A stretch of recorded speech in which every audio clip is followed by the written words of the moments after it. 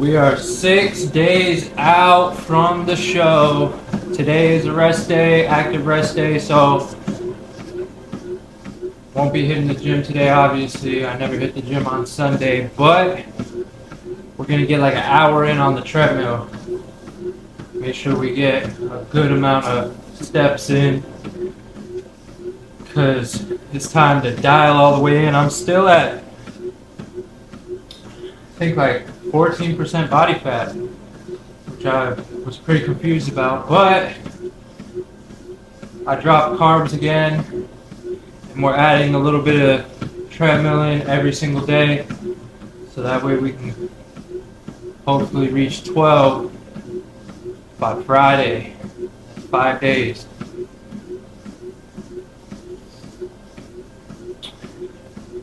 I mean, we're looking great. We're pretty dialed in. This is where we're exactly where we're supposed to be. My problem is like I've been studying a lot on the men's physique, posing and stuff, and I follow a coach who coaches a lot of young guys for men's physique, and at like 10 weeks out, they're like super peeled, obliques, like everything showing. So it's like I'm looking at myself like, where did I go wrong? But I gotta remember, I'm only a year into the gym, 2 years into my life transformation. So it takes a lot of time to build lean muscle and get everything super dialed. A lot of these guys have been working out their whole life. Me, the only time I worked out when I was younger was weightlifting class freshman year.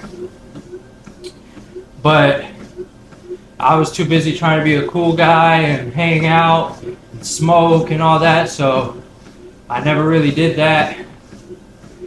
Even though I had weightlifting class, I don't remember ever really lifting any weights. I did a lot of cardio. Love playing basketball.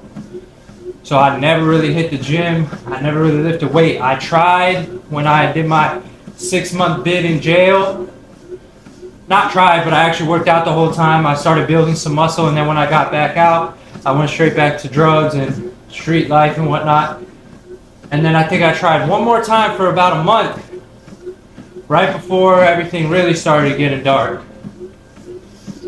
And that was it. That was me working out my whole life. So at 28, with a baby boy, I made the decision to change my life completely. And I started with daily walks with him. And then quickly it became lifting weight. And here we are, 2 years later, about to compete in our first men's physique show.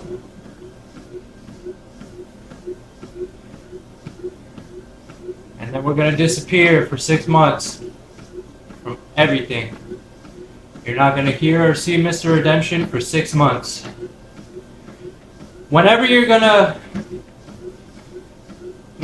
a really big part of your plan, you don't share it really, because that gives people the opportunity and means to try and tear it down. But since I started my YouTube from the ground up, not many people watch these videos anyways, so I don't really care. And anyone who does watch these videos are true supporters, so it's okay for them to hear. I don't know. I started this journey for a lot of reasons, and I've transformed so much through it. But in the beginning, my goal was to help others out of circumstances and environments that I went through. And my goal to do that is to become as educated and knowledgeable as possible, to be able to speak freely about everything so that people will listen, because I know what I'm saying. And though I have learned so much because I'm constantly studying and learning every day, I really need to just lock in on my NASM work, get my personal training certification, my schoolwork for psychology, the books I began reading, and just so much more. I need all of my time to be dedicated on learning. Yeah, I'm not financially where I want to be yet, and I'm not financially comfortable. I haven't made it out the hood, but I made decisions to make it out of an environment that restricted me from becoming. And that's all that matters. I'm not happy with my job. Okay, cool. It pays the bills, it keeps a roof over my son's head. So that's what I gotta focus on and understand. So as long as, well, yeah, me and my girl's job, because she's always had a job. So we go half on the rent. And as long as both of us are able to go half on the rent and keep a roof over our heads, then we're good for now. Which means I need to dedicate myself and dial all my time in to just elevating my knowledge, the way I talk, my skills. Because when I first started finally making content, I started live streaming and stuff like that. I was so excited because I know how much work I've put in. I know the transformation I've made. I know where I've come from. But other people don't know that. So just because, oh yeah, he looks good, he's athletic, he works hard, that doesn't mean anything if I'm not able to communicate what I've learned, or communicate what I've been through in a good way, or communicate anything that'll actually help people. So, though I thought I was coming with a whole package to deliver, I actually wasn't. And because of that, the feedback I was receiving caused a lot of self-doubt and self-analysis and just feelings of unmotivation. But luckily, I have come to understand that you create your own motivation. See, people, and me too in the past, I wait or I look at others and I use whatever they're doing to gain motivation. But what's worked for me is believing in myself and creating motivation within myself. Finding what will motivate me to go do what I gotta do, not what motivates others to do what they do. And yeah, luckily I've adopted that mentality. So even though the feedback and support wasn't enough for my ego, I was still able to get up and keep pushing forward on my mission. But at some point, I just started feeling like I was, let's see, how can I say this?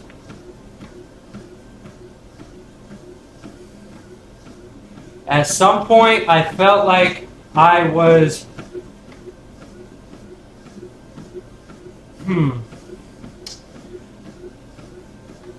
I don't know how to communicate this, but I can give an example. So like a fork in the road type of thing. I felt like I was forking the paths. I was dissecting the paths of my mission. And they were starting to, and that's not a bad thing as long as you have a plan and you're able to build for the mission off of those different directions that you take. And I felt like I didn't have that locked in, so that's where I decided I'm gonna take 6 months, disappear, come back December. Last year I started, and my content started off with motivation, because that's really like, that's what got me through the beginning of my transformation, was throwing on motivational speakers. And then one day it gave me the inspiration to want to be one, among a bunch of other things, because I just have so many ambitions. But yeah, so I'll disappear for 6 months, come back in December with some of that motivating. The time is now, don't wait for tomorrow, because that's what I started with. See how that hits a little bit. By then I'll probably have my AI clone completely built, and I'll have a automation system that allows me to get more done and have more energy to put in to things that are important to me and important to helping others. By then I'll have my CPT. Honestly, by December I should have my CPT, my nutritionist certification, my exercise specialist certification. I should just be a full package to bring to the world instead of showing up with a transformation and energy. I want to show up with skills. I want to show up with accolades. I want to show up with proof of what I can do for you. Because I know what I can do for you. You know? Or anyone out there.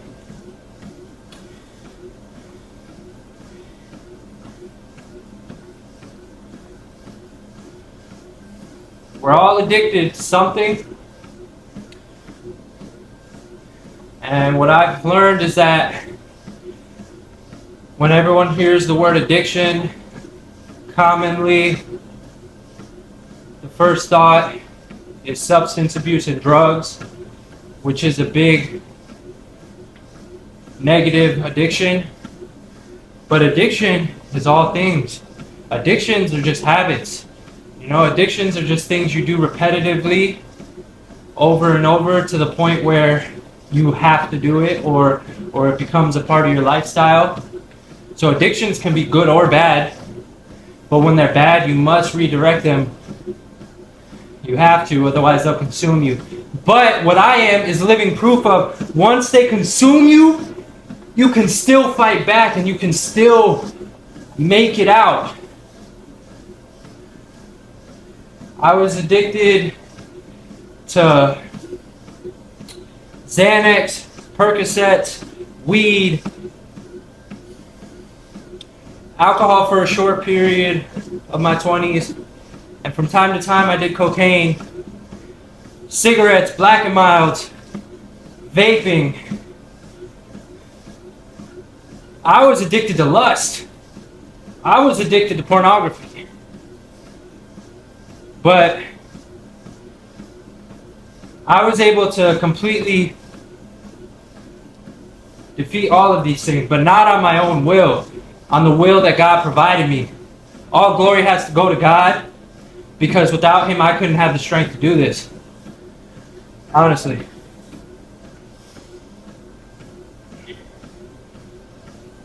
I just want people to know, like, oh, and I was addicted to scrolling and laying in bed binge watching Netflix, all of those bad things. It's not necessarily, sometimes, you know, and I don't want to say like those exact things are bad, maybe like cocaine and pills and stuff if you're not prescribed. But I don't want to say those things are necessarily bad if you know how to do it in moderation.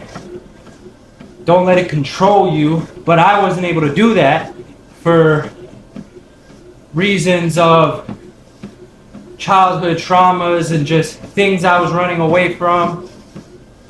I used drugs to numb my thinking because I'm such a abundant thinker. I'm constantly thinking.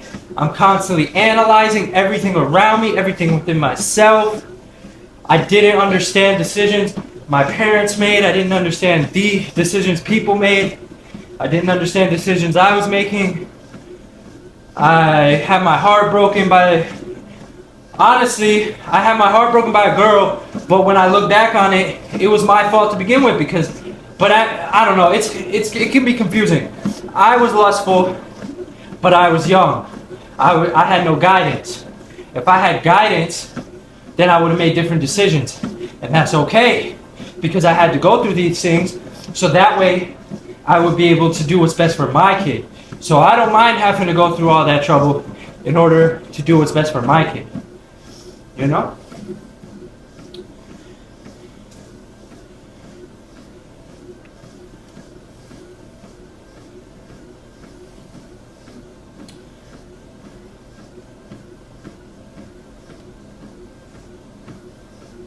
But anyways, enough of me talking. I'm gonna put on something because low-key I put these headphones on to listen to a podcast or something, and then hopefully something will be sparked and I could talk. But I just got straight to yapping.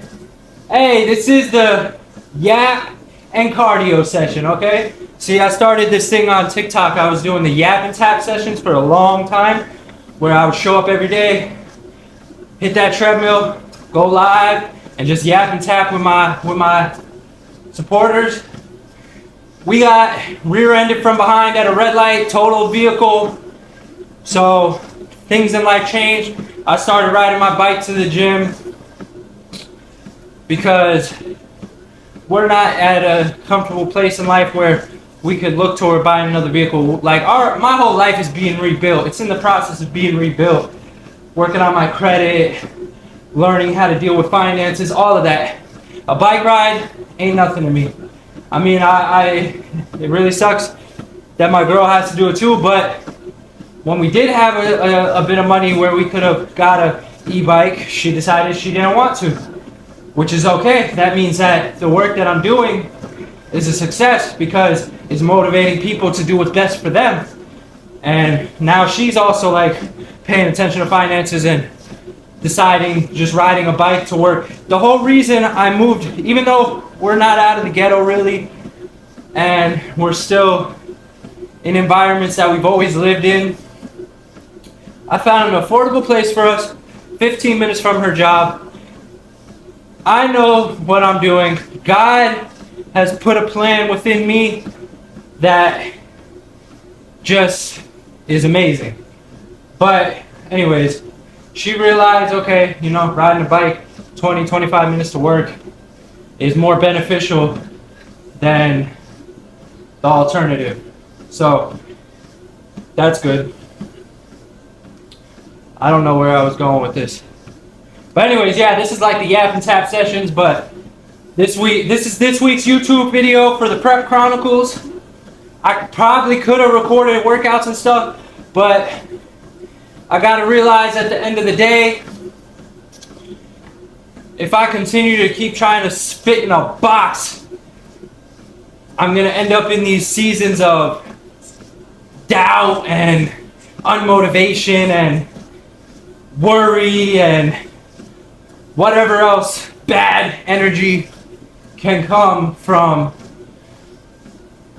secluding myself when I'm meant to be bigger than life itself.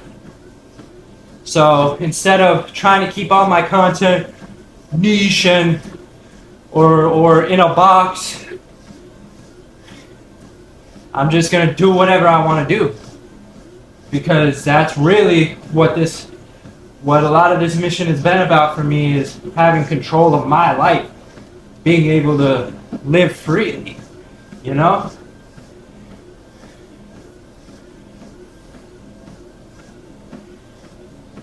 Conformity is destruction. Conformity is unaliving.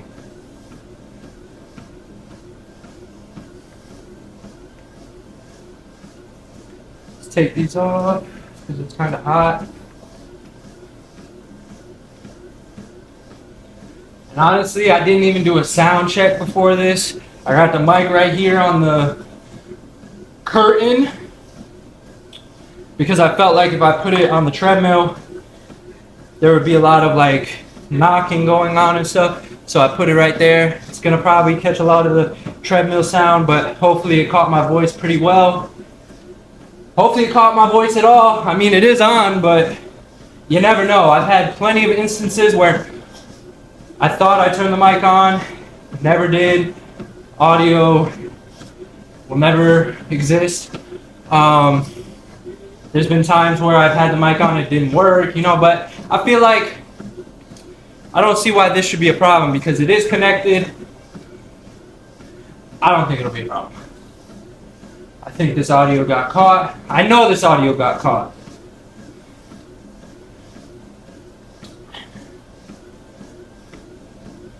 Let's watch some anabolic arm day with Manic Mike.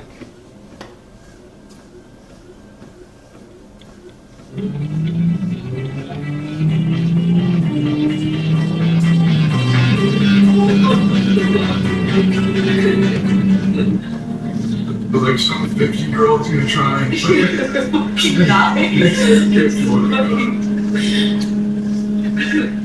Girl part giveaway ends in tragic death. Dude, next one, you're gonna give away a Hellcat? No, bro, because like, I'm not trying to be responsible for a motherfucking rap nation, bro.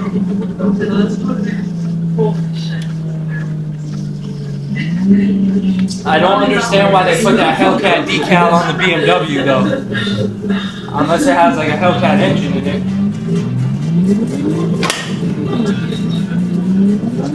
Uh-oh, we're gonna break the treadmill. Come on now. Right here. We are at a slight incline going 4 miles per hour. What I'm gonna do is probably get something to wedge under here. Put it at more of an incline. Because when we bought this thing, we thought it was gonna have more of an incline, and it didn't. It had a baby incline. I'm used to walking at 10, 12 incline, but this will do, you know. I'm gonna walk it for an hour. We're 25 minutes in.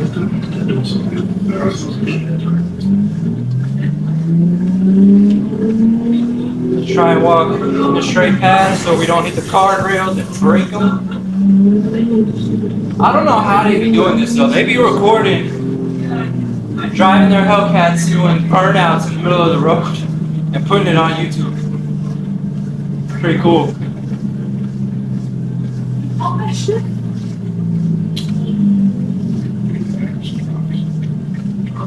30 years old, by the way. I'm a 30-year-old man.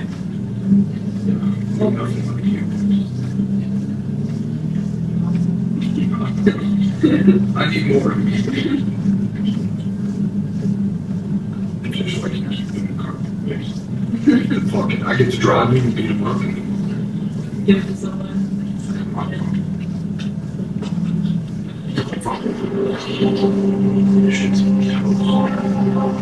Where's the anabolic arm day though? Here we go. I can't wait till I have a cameraman. In all due time, if it's meant to happen, it'll happen.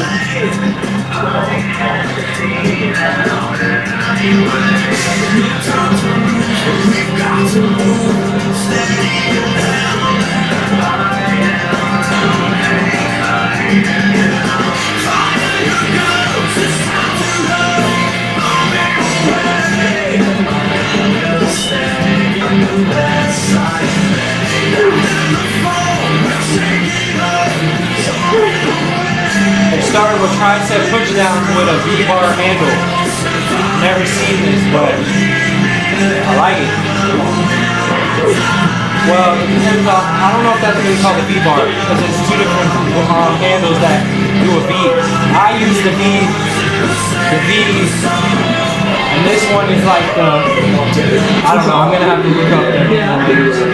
Because it just reminded us when we first started, like we did the same shit. We still do dumbass shit like that, bro. We're gonna wear YouTubers under on that. What about the not covered camera? The lens bar? It's nobody else's fault. We're dumb as shit. We're dumb assholes. My brother is. It's his fault. I'd like to do this, like, Yeah. my head's like right here, and then like bent down. It's kind of like That's how like I a do my skull crusher. triceps. Yeah. I used to do that shit on pull downs like this. Yeah. That's it's how like I do my But that's why my pull-downs. triceps got so big, but then I maxed it out and stuff. Yeah, I gotta get gym things. Clark just showed me them shits. That's why I started doing jam prep, so I was like, oh, Honestly, that's how I do my overhead too. yeah. I like to push the palm out.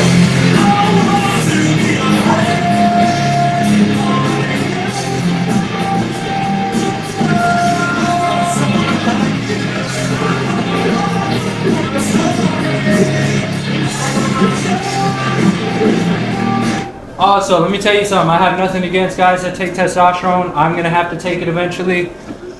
But I want you to know that it's possible to change your body naturally. I did it. The only thing I'll say I did, because I did 1 month of peptides to see what would happen. It didn't do shit, to be honest. Not from what I could tell.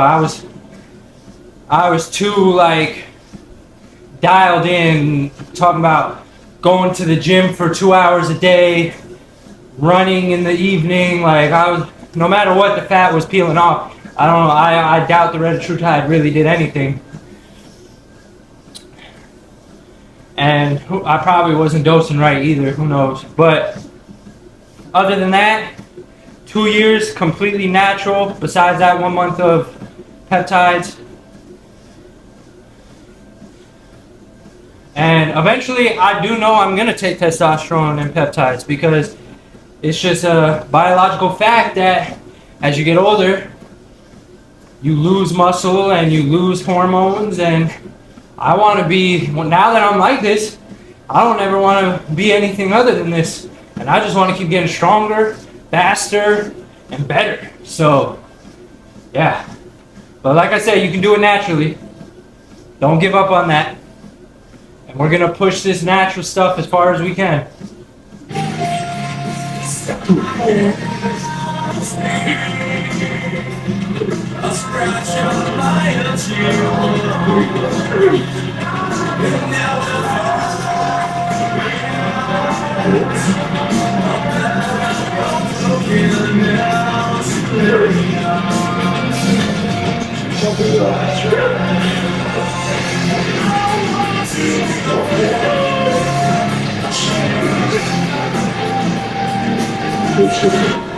I'll go doing half reps, bro. I just do as much as possible. I feel like you can definitely grow exponentially. That's how I feel, to be honest. Yeah, I've always done it like that. The main growth in my triceps is just doing it first. Like I've always done my biceps first. And like, I don't know, I was like, fuck it. Give me a triceps. Yeah. At the start. It made arms are like 21 inches now. Yeah. That's what they were before I fell off the wagon. But you did not pull off. You look crazy right now. I don't know, bro. The trend is crazy. Yarn? Arnold, I was just felt so good. I felt on top of the fucking world, baby. When you walked out after the napkin, bro, I was like, what the fuck just happened? I didn't see you for like 2 months, bro. Yeah, because bro, I like you walked out because I haven't seen you in 2 months without your shirt off. Hey, bro, what just happened?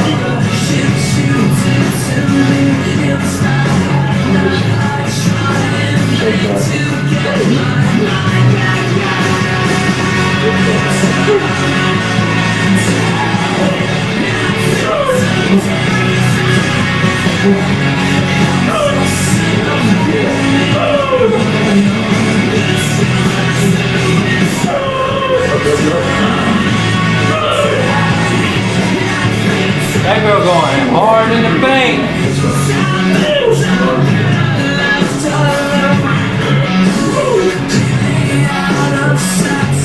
I'm trying to keep up with Mike. I wonder if that's his girl. Let's go, preacher girls. Oh wait, no, those are push downs, aren't they? Push downs. I can't tell. Looks like a push down. I'm completely heavy to miss myself in the face with this last time.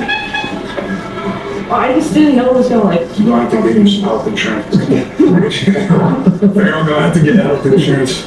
feral health insurance just for me. A lot of things happen on accident, you know? Yeah. Like I accidentally took D-ball this morning.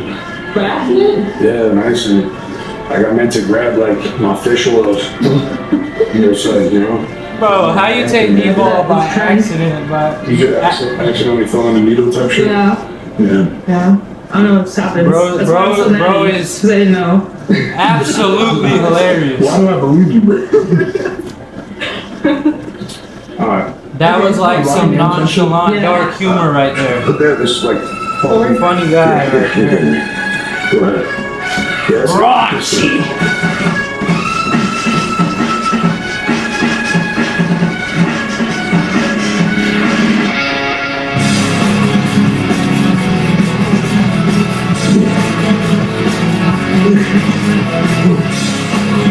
Please.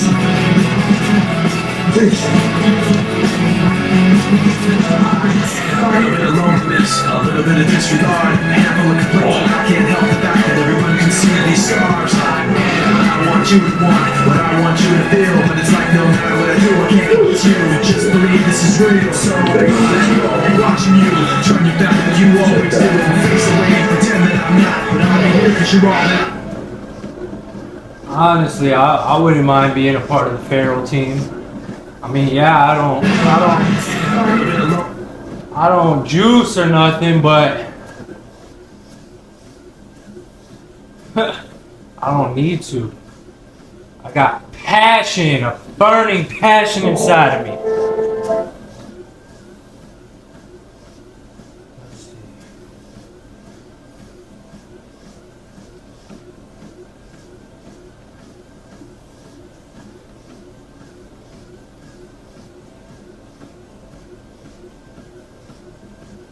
You talked about why do you think people are struggling with their communication? Because it's something that wasn't taught to them. You have said that your career is built on a lie. Yeah, What's the lie? the lies that can read people's minds.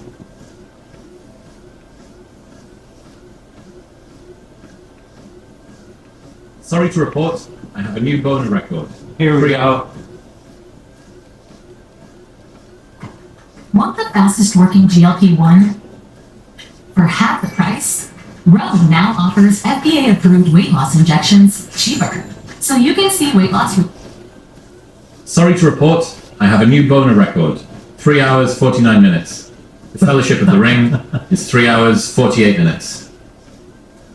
Is that a good thing? I mean, I guess from whose perspective? Pick. Wait, yeah, your perspective, is it good for you? Yeah, I mean, it's substantially better than an elite 18-year-old. What would an elite boner 18-year-old be? Around 2 hours and 45 minutes ish. What refers to elite? Like vasodilation, like... Yeah, like take an 18-year-old in peak condition. Okay. And let's say, what would their nighttime erections be? They probably hover somewhere around like high 2 to nearly 3 hours. That'd be elite level. And so it just crushes that level. So yeah, I mean, from a pure biological capacity, yeah, it's pretty good. Okay. What were you doing with it? 3 hours and 49 minutes. So it's kind of like it's news to people, as I've been sharing this, that, I mean, men are generally familiar with the idea that when you are 12, 13, 14, you start having boners, and they happen a lot. You know, like in class, you don't even ask for it. Gust of wind. You got something, literally anything, and you can't do anything about it. Hey, whoa. Like, do you remember, like, I would walk in between classes, and it's like, you got a boner. Where's it going to go? Where's it going to go? Tuck it into the waistband. Exactly. And Pull it up. Exactly. Put a little book cover in front of it, but like, you can't control it. You can't really stop it. And then as you age, those things naturally go down. So people kind of forget about it as a phenomenon. But men and women have arousal cycles every night. 3 to 5 erections every night. Men get erect. Women have their clitoris engorged. And so it's this natural process. The body says, like, I want to keep my sexual function alive and vibrant, and pulse it every night. And so it depends upon your quality of sleep, your metabolic health, your cardiovascular health, your physiological health, and your hormone health. And so if those things are not in place, it doesn't happen. And so if someone's bragging about 4 hours of sleep at night, like they feel fine, they're doing great, they have no boners. This might have survived with the sleep, but your erection wasn't there. This is why I started talking about these things. So we were like measuring a whole bunch of stuff, but I was really, right now, sleep deprivation is high status, right? If you can basically flex and say, I only sleep 4 hours a night, I'm amazing, I work 18 hours a day, people are like, oh my God, what an amazing person, we admire you so much. And so it has this really weird high status. So this frame of the boners makes sleep deprivation low status, right? It's like, sure, you can brag about that thing, but also your body has shut down its sexual function and you can no longer get boners. And so it's really like, that was one angle. The other one is like, the erections really are one of the most representative biomarkers of overall health. That you can have big muscles and you can have great skin, but if your boners are not there, then, you know, it's not, your body's not in good shape. He's saying that nighttime erections are like the weather vane or the canary in the coal mine that's an aggregate of a ton of other shit that's going on. Exactly right. Yeah, it basically is a representative marker, and you can't do anything about it. You can't go to the gym and like work out your boners, right? Like you can't pump iron. You go to sleep, it either happens or it doesn't. You have no control over it. So it's this really great marker. But what you mean is you have no control over making it happen at the time, but you do have control over your health, which is going to be indicative of whether or not that does happen in future. Because you could go to the gym and do a ton of zone 2, which I imagine improves cardiovascular health, and then might get some more bonus. Exactly right. Yeah, but otherwise, when you lay down and you close your eyes, it's just like, you say a prayer, and it's like, I hope they happen. You can think of Lord of the Rings all you want, but it's not going to happen. It's not going to happen. I mean, like the company that does this, that makes this device, they've got a 20,000 nights data set. And my scores just trounce everybody in the data set. Okay. And so we've worked very hard. Like, is that the thing you're most proud of? You know, it really is. I know it's like in our society, people hear that and they blush. Like, oh my God, that's so, you know, like, why are you talking about that? Yeah. But like, it's like a biological function. Everybody has them. Like we as a species, our primary biological objective is to reproduce. It's like, it's on point with what our DNA is meant to do. And it also is like the most counterculture thing you can be doing, because we have this culture that has high status relative to sleep deprivation and having a shitty lifestyle, drinking a lot, doing addictive things, nicotine, vaping. So it really is like counter to all those things, trying to say those are actually low status, this is high status. So it's trying to change the moral narrative on like, what do you aspire to and what really is a flex? Great point. It's a weird trades like that. I think most people understand if you're smoking, particularly cigarettes, if you're drinking very regularly, if you are overweight. These are there are visual markers right now that also suggest you're probably going to be pretty fucked down the line. Yeah. Sleep deprivation is one of these weird inversions of that, where you're rewarded for the sleep deprivation in the moment, and the costs are pushed further down the line. I guess it would be like a birth rate decline. Like you don't see it because the population can be getting bigger even while the birth rate is getting smaller because people live longer, and then this thing drops off a cliff. Or climate change. But you can continue to do it and continue to do it and continue to do it until you reach some point where you can no longer handle it. It's like going bankrupt gradually and then subtly. And you're right to call out the fact that there's this sort of pedestalization of it. I think about, especially watching you, who is now the tip of the spear of sort of, they go the canonical example in basically no time at all. You know, it would have been back in the day like a Ben Greenfield, and then it would have been a Thier or a Huberman. And I guess these guys all have their own pockets. So I'm gonna pause it right there. The reason I put this on is because when I heard this podcast, it was like, wow, I listen to a lot of podcasts, especially Chris Williamson. He has a podcast, Modern Wisdom. He interviews some of the most amazing minds on this planet. I learned a lot. But anyways, when I heard this, I was like, wow, this explains a lot. Because ever since me and my girl have been celibate, when I found God, and also when I started caring more about my body, I made a lot of different decisions that completely changed every perspective of our life, pretty much. But I've realized since I chose abstinence, that happens a lot, where Like when I'm sleeping at night, I tend to be aroused over absolutely nothing. And it was great to hear this podcast and find out that that is a sign of the body truly being healthy and powerful. So, and I just thought it would be hilarious to have that dialogue in a video one day. So, I think I'll move on from that video though.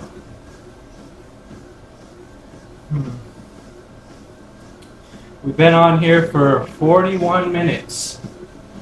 I'm gonna go for an hour, so try and find something that'll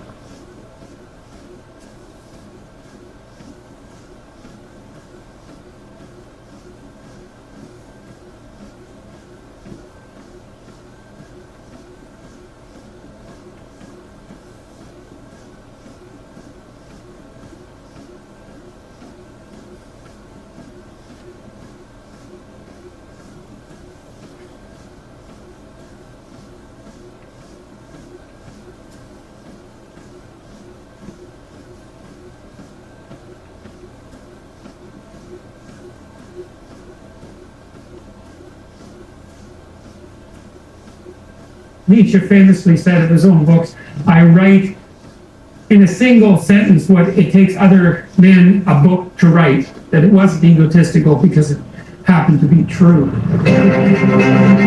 Beyond Good and Evil is a cardinal work, a prodroma to the entire intellectual and political history of the 20th century. Brilliant, romantic, insightful, deep, psyche-shattering, dancing bit of literary genius. He's had a remarkable impact on thought over the last 140 years. It's reasonable to say that he philosophized with a hammer because his thought is extraordinarily condensed. To read Nietzsche is daunting psychologically. He's like a motivational speaker. He's practical in the way that philosophers seldom are. Nietzschean philosophy is a call to arms. To familiarize yourself with him is to arm yourself against the sea of troubles. And since you will encounter a sea of troubles, you better pray that you're armed. And this is one way to do it. There is so much free knowledge on the internet nowadays. You're wasting your time if you're not daily learning. Hello everyone. We're going to talk about Nietzsche's Beyond Good and Evil, essentially. That's what I'm going to attempt to cover in this seminar. And so I subtitled this, How to Philosophize with a Hammer. And that's actually a quote from Nietzsche. What does that mean? I think it refers to there are two references implicit in that statement. One is that Nietzsche attempted to break down some of the implicit axiomatic suppositions that had undergirded philosophy prior to the dawn of his thought. And so it's a technical phrase, even though it's poetic, but it's also a psychological phrase, and I think it does refer to the impact that Nietzsche's thought can have on you if you come upon it unaware. He's had a remarkable impact on thought over the last 140 years, and any singular individual who has a remarkable impact on thought has gone down very deep into the structure of our presuppositions and moved them around. And we have this intuition of depth, right? All of us know that there's a difference between something that's shallow and something that's deep. And if something inside you that's shallow moves, it doesn't move much of you. And if something inside of you that's deep is moved, it moves a lot of you at the same time. And Nietzsche was someone who philosophized in the depths. And so to read Nietzsche is daunting psychologically, because there's a lot of things that you take for granted that orient you in the world, that make you free of anxiety, that unite you with other people, that give you a direction and a purpose, that stabilize you psychologically. And Nietzsche is one of those thinkers who goes down into the foundations and starts to shift them around. And that can be very destructive. I mean, Nietzsche himself lost his Christian faith, for example. 380 total calories burned. An example of that, of a destruction of axiomatic foundation. Now, he attempted to rebuild something else in its stead, but that's no simple thing, given that the entire edifice of Judeo-Christian thought was a collective endeavor unfolding over thousands and thousands of years to try to replace something like that in a single lifetime, regardless of your degree of brilliance, is one daunting challenge, and it isn't obvious that Nietzsche succeeded, but he did succeed in calling our attention, everyone's attention, to the nature of our unconscious and implicit axiomatic presumptions, and also while taking a hammer to the foundations. I mean, it was Nietzsche, of course, who famously pronounced that God was dead and that we have killed him, by the way, and that we'll never find enough water to wash away the blood. It wasn't a triumphalist statement. It isn't reasonable to say that it was Nietzsche himself who produced the death of God that plagues our society at the current times, because no one thinker is responsible for a transformation of that magnitude, but it is the case that he was able to synthesize that, the criticism of Judeo-Christian ethics, and bring it to what would you say, to express that more trenchantly and explicitly than anyone else, just like Freud, not so long afterwards, was able to formulate and make explicit the idea of the unconscious, even though people had been working towards that realization for centuries. And so, how to philosophize with a hammer is to go down into the depths, to look at the axiomatic foundations of philosophic thought, and then to attempt to break that apart. And it's certainly the case that Nietzsche managed that to a great degree. And we're still, all of us, whether we know it or not, are still coping with that consequence. Nietzsche knew, for example, that one of the consequences that there would be two consequences of the death of God, and one would be the collapse of a system of meaning that encapsulated people psychologically and socially. The collapse of that system of meaning, Nietzsche believed, would bring about two events. One would be the dawn of a universal nihilism, a sense of rootlessness and hopelessness that would pervade Western culture and provide and result in an intense and pervasive demoralization. That and the dawn of the attraction of totalitarian ideologies that would rise to replace God. And Nietzsche was particularly concerned about the rise of anti-Semitism. That was one, which is obviously prescient, but more importantly, even than that, was his prophecy that huge swaths of Europe, the Western world for that matter, and as it turned out, the entire world, would become enticed by the blandishments of something like a utopian communism, and that the consequence of that would be the death of tens of millions of people in the 20th century. It's quite a remarkable piece of prophecy, multidimensional prophecy, because all of those things transpired. And so the popular image of Nietzsche is a triumphant rationalist, let's say, celebrating the death of God, but that's not accurate, a not accurate representation in the least. He was a much wiser man than that. Now, that doesn't mean that Nietzsche was uncritical admirer, let's say, of the Judeo-Christian ethic, because he also believed that deep within Christianity was a spirit embedded of resentment, slave morality, that would view the world as a battle between, there was a stream of roughly Christian thought that viewed the world as a battleground between the oppressed and the oppressor, the slave and the master.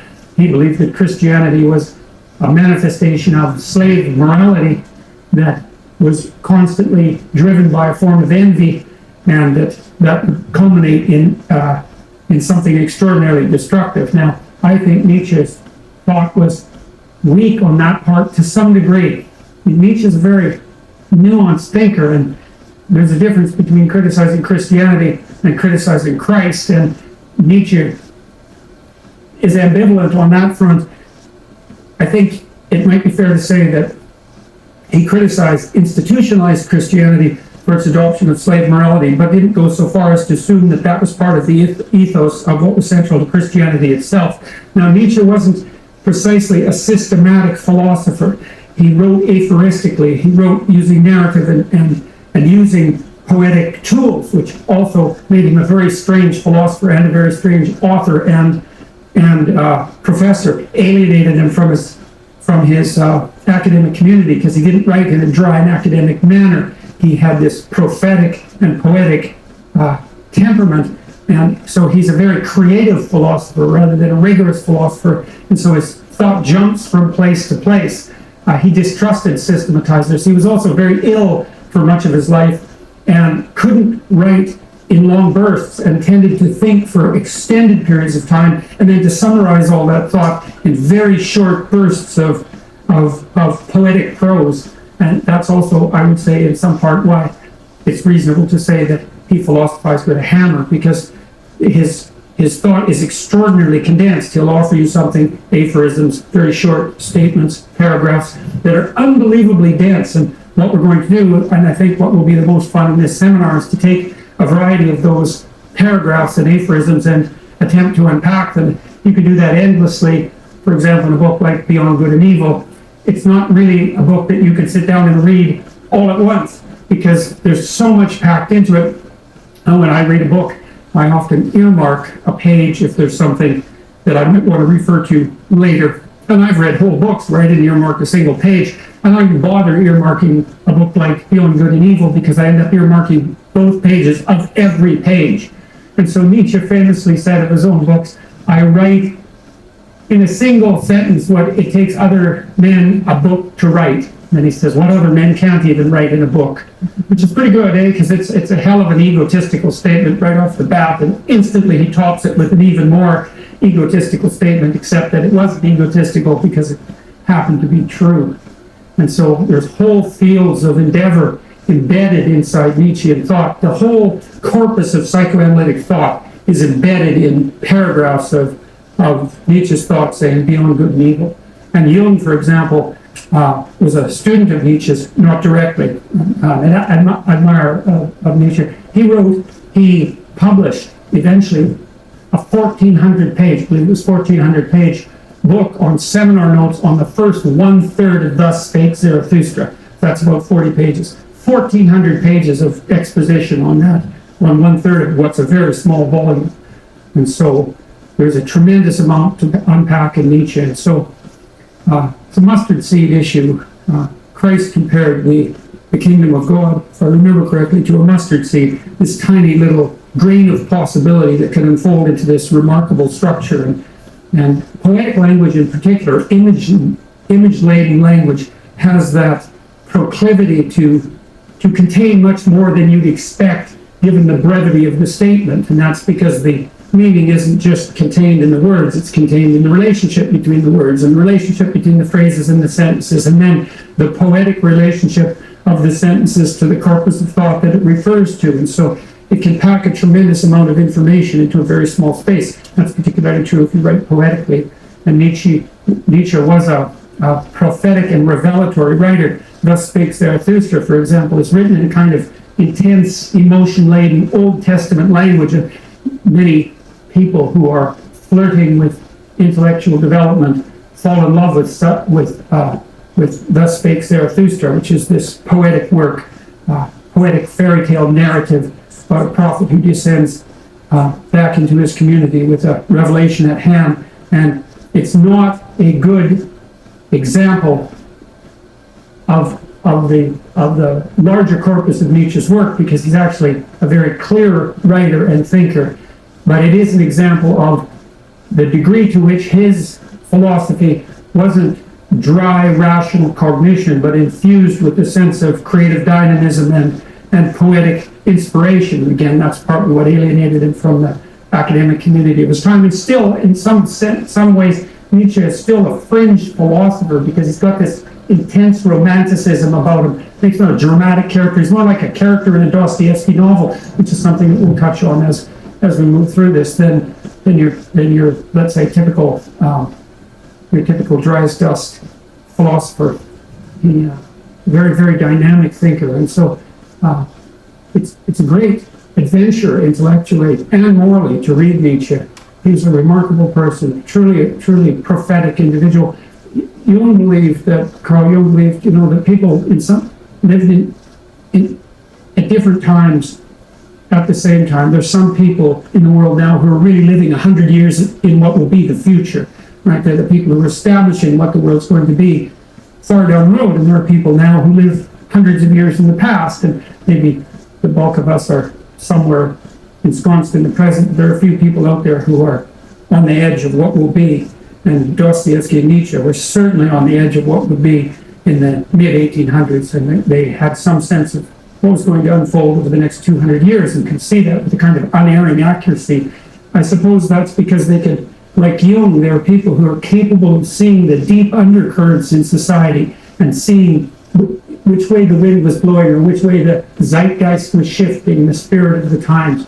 And I think it's often people who are dreamers who are particularly capable of that, because the dream tends to inhabit sort of the edge of the knowable. And both all three, Dostoevsky, Nietzsche, and Jung, were intensely poetic and imaginative people, dreamers, and their writing is imbued with the spirit of the dream, the creative spirit of the dream. And that's partly, I suppose, what distinguishes a prophetic figure from a more programmatic thinker, is that they're more involved in the language and the realm of the image and the dream. And that's a richer realm, although it's more difficult to make explicit. You know how hard it is when you remember a dream, even to be able to account for it programmatically and systematically, to transform it into words, how much you lose when you do that. The dream gains in richness what it loses in precision and explicit content. And there are geniuses who can stand on the border between the dream and the word and translate the image and the dream into the word. And Nietzsche was definitely one of those figures. You starting your own college? Yeah, well, it's well started. The progressives hope for universal education at something approximating zero cost. That's what we've got. We can bring you the best lectures that you will be able to get anywhere in terms of their quality of content and also the production values. All the people we're bringing on board are existential philosophers in some real sense. We think that a humanities education should enrich your experience in every direction and be nothing but positive. Well, except also difficult and challenging, but that's also positive. Yeah, we certainly didn't have that when I was a kid.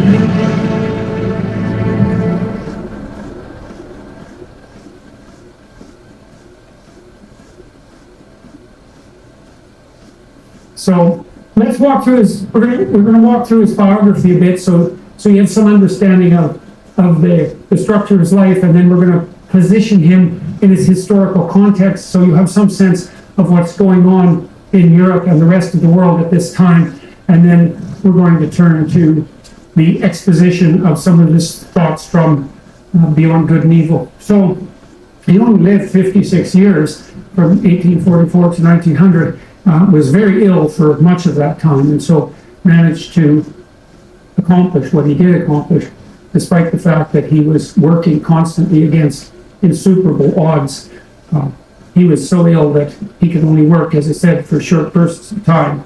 And, one of the things that's remarkable and admirable about Nietzsche, and worth thinking about from a practical and moral perspective, is that despite the fact that he was extraordinarily ill, one of the villages he lived in Switzerland, he was regarded as the saint. That was his nickname, because he was such a pleasant person and was so good to everybody he met, and was still struggling to wrestle with these deep questions, despite the fact that he was so ill that he was half blind and could hardly write, and he was sick to his stomach all the time and was suffering from some sort of illness that eventually manifested itself as a psychosis and then a series of strokes that killed him at a very early age. And that's worth thinking about too, because we have this sense that if terrible things happen to you, you'll turn out to be a terrible person, and that fact is justified by the presence of your unfair suffering. And well, you can understand that if you meet someone who's been terribly hurt, who is terribly ill, who isn't behaving properly, you can say, well, maybe if I was in that situation, I would behave the same way. But the problem with that is that you do come across people, and you'll come across them in your own life, and maybe even be one of those to whom terrible things have happened and will happen, and that will be the case for all of us, by the way, who are still nonetheless doing everything they can to make the world better rather than worse. And I think that Nietzsche was definitely one of those people.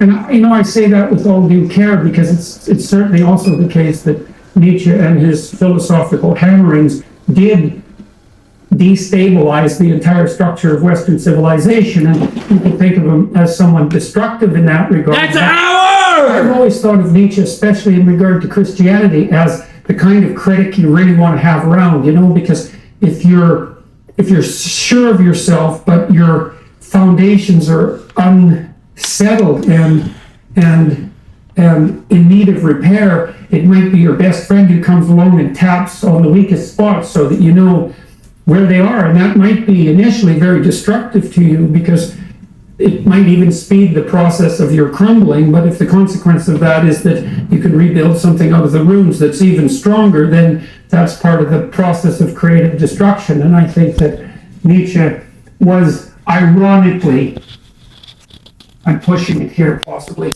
ironically an anti-Christian, that he knew perfectly well that the best defense was a rigorous offense, and that if you had respect for something, you could take all the hammers and tongs you had at your disposal and apply it to that.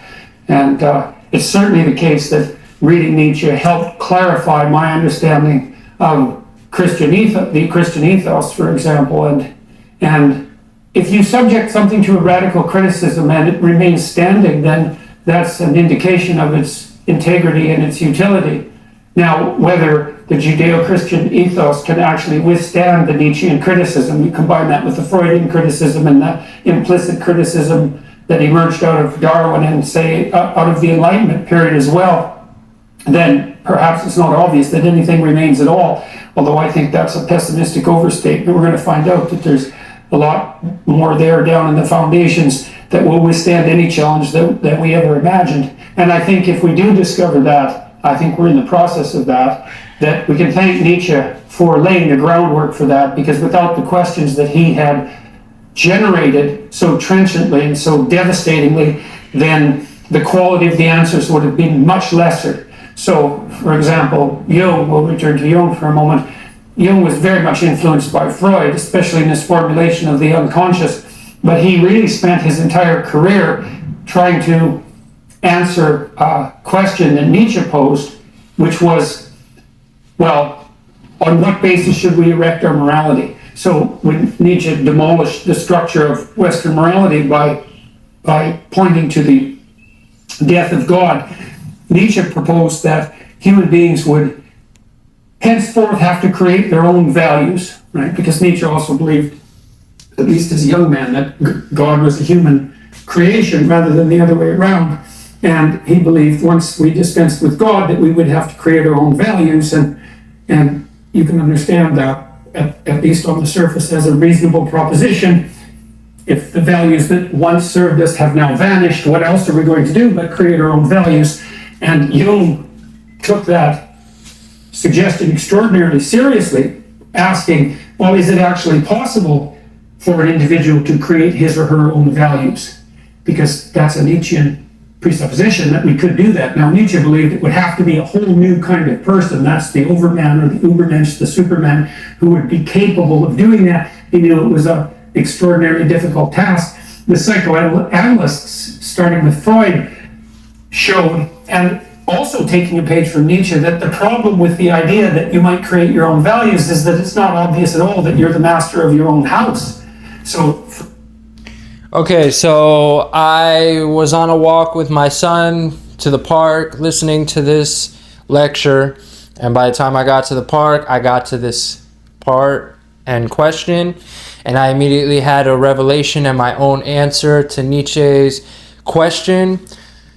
And my answer is, we create our own values but live by the same core principles. And being a Christian man, I believe those core principles are the principles that God set for us. And then once we learn those principles, we bring our own values into our life in a way, or we choose our values based off of the principles that God has provided us. And I have extensive notes on that, and it goes deeper, but that's all I'm giving you right now. Thank you guys for hanging out with me. Just finished a whole hour-long walk of cardio on the treadmill. We're 6 days out. Who's excited? I'm excited. Kinda, sorta. I'm excited, but also, like, what's the word? Hmm.